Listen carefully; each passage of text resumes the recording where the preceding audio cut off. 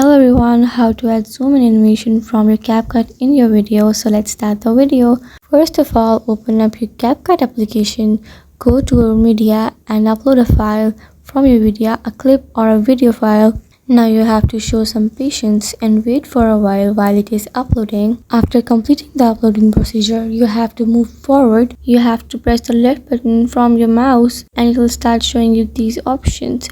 Now you have to split the video if you want to add animations in it. After splitting the video and making a clip from that video, you have to press on animation tool and select zoom in animation and it will be applied on that specific clip. This is how you can add zoom in animation in your video or in your clip. It is a very easy but a bit tricky process, so you have to follow the steps and trust the process. I hope you liked the video and thank you so much for watching it. And I hope this video will help you a lot in any way. By following these steps, you can add zoom in using CapCut.